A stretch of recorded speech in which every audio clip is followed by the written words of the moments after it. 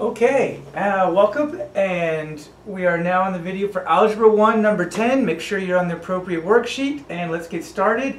This one is pretty easy, actually. It looks kind of scary. How do you add these two, monstrosities of expressions? Well, this is how. First, remember how like when we add up decimals, you line up the decimals? It's kind of like that, only easier.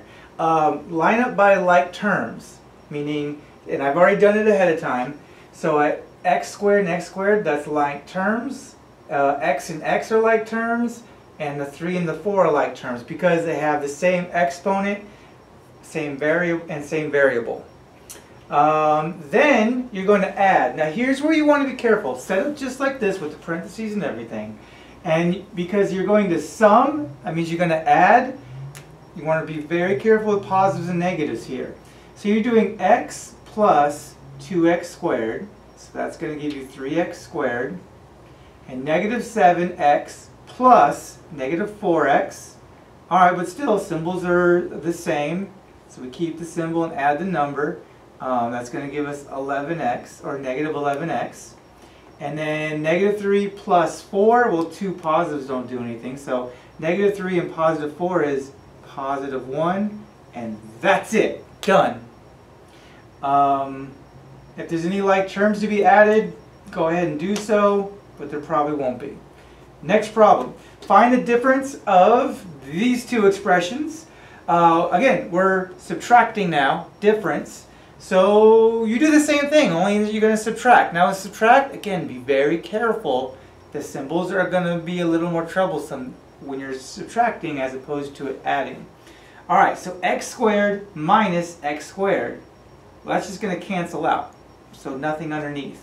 Alright, 5x minus negative x, negative 6x. The answer is not negative 1 because adding or subtracting a negative.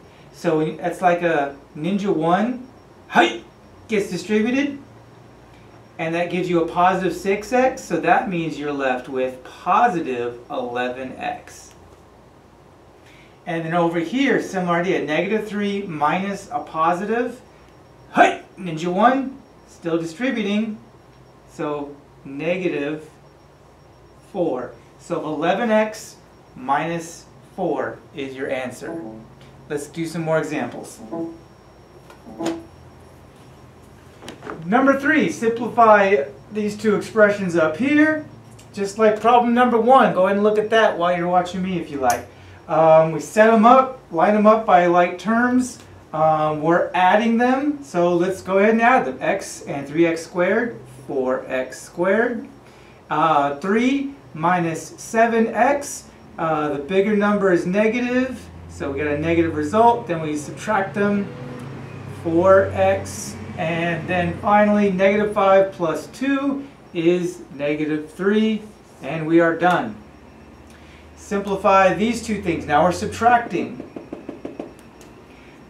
bringing down that negative down there. So be careful. The adding, you're probably not going to have too much of a problem with symbols, but the subtracting, this is where I see people mess up, because they'll look at this problem and they'll forget that's there. And they'll just do, they might do 4 minus 2, but then they'll do negative 3 minus 5 and 2 plus 2. You've got to remember this one right here.